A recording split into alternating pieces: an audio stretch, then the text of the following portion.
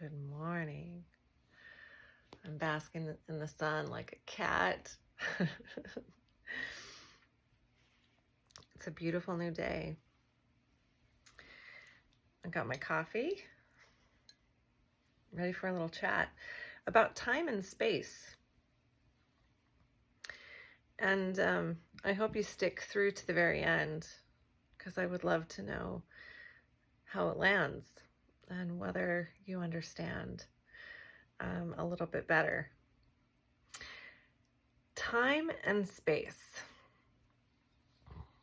And I want to frame this in the understanding of you, who you are, in relationship to time and space. So, time itself is a man-made measuring device, right? To help us move through the linear existence of being a human. But moving in the quantum field itself changes your relationship to time and space. Let me tell you what I mean. So all we have is the now moment. So the past and the future aren't actually accessible, right? They don't actually exist. All that exists is the present moment. So past lifetimes are present. They're not actually past. If you think of your body like a high-rise building, and each of those floors, first floor, second floor, third floor, each of those are like a lifetime, and they are parallel to each other. Meaning, if you know how to take the elevator, you can visit any of those lifetimes presently, in the present moment.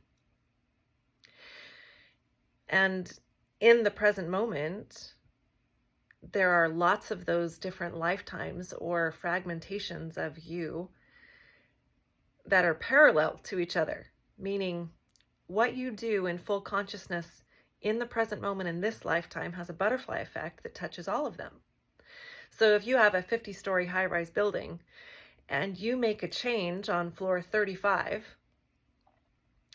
that shift will ripple through every one of those lifetimes. So each one of those floors, right? First floor, second floor, third floor, each one of those stories has stories, has parts of you that are parallel to the life you're living right now.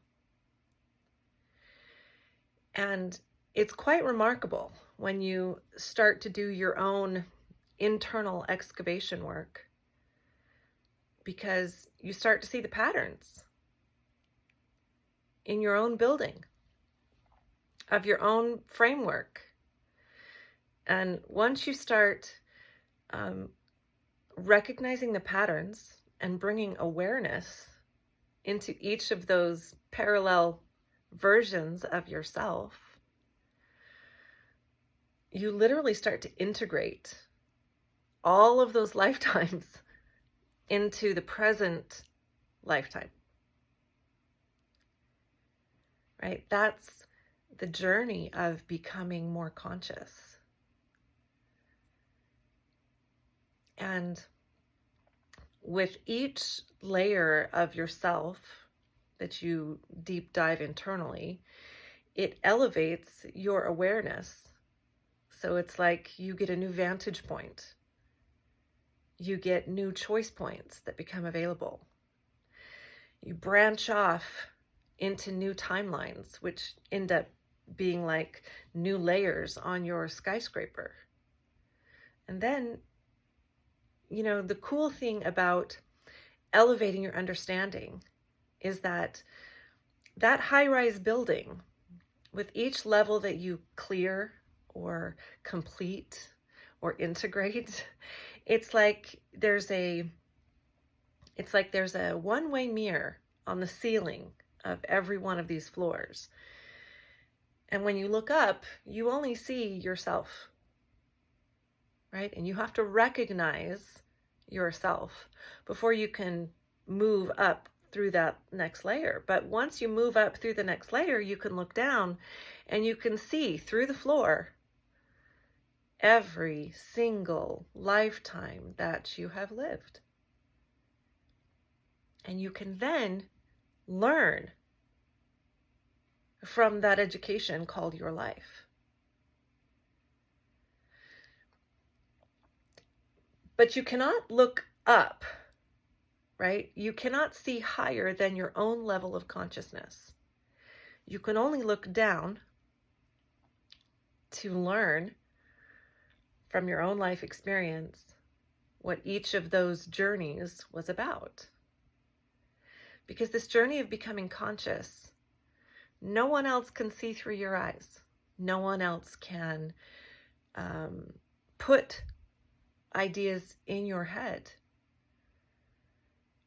right? And so you have to be the one to look deeply at your own life and say, what did I want to experience that for? What was that journey about? Because every journey you go on is one that is rich with education. And I don't know about you, but I came here to get educated in the world of being fully human and fully divine at the same time. At the same time.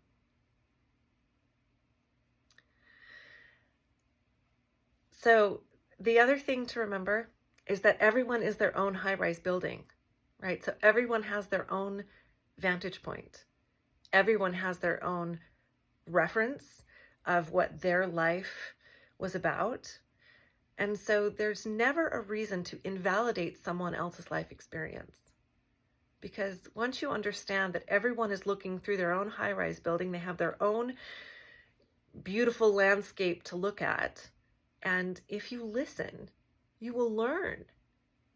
You will learn what they see, what they've experienced, what has been beautiful to their life, right? But the moment that you invalidate someone else's perspective, you're dishonoring them because you don't honor your own experience, right? No one else's life experience makes you wrong.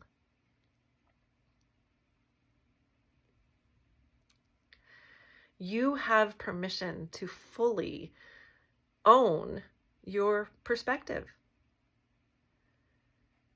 Even if no one else agrees with you, which no one else needs to agree with you because no one else has been looking through your eyes. So the moment that you want to make someone else's vantage point wrong, understand that that's a flaw in your eyes. No one else is wrong. They're just looking through their life and their conditioning and their lens of awareness and understanding.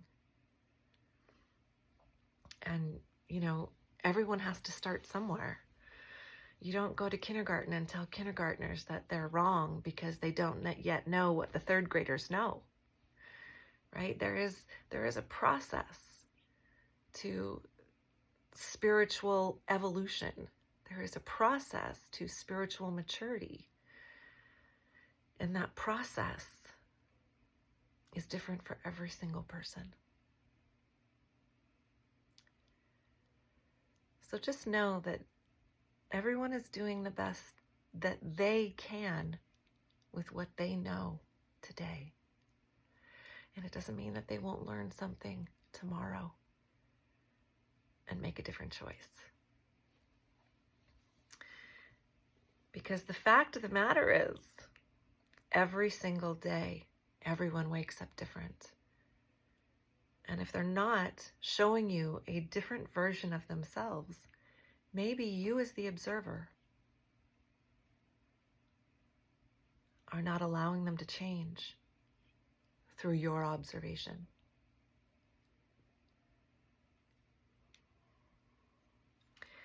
Because you affect everything you look at. It's called your attention.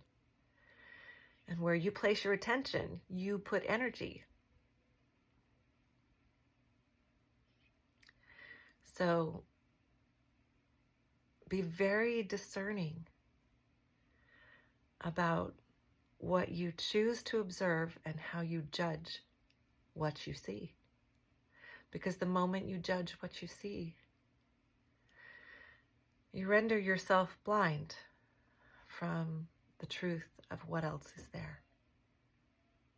There's a lot more happening than what you can see on the surface.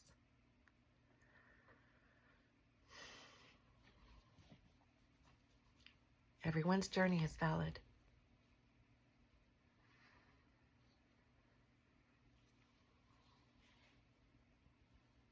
No one else is wrong. But there are patterns in our world that must change. And it will change here. This is where the change happens first. Learn to observe the world through the eyes of love, and the world will begin to look different.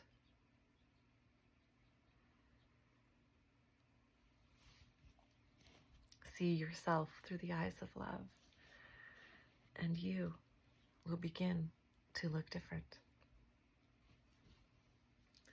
All right, I'm going to go finish my coffee now and bask a little more in these sun rays before they disappear.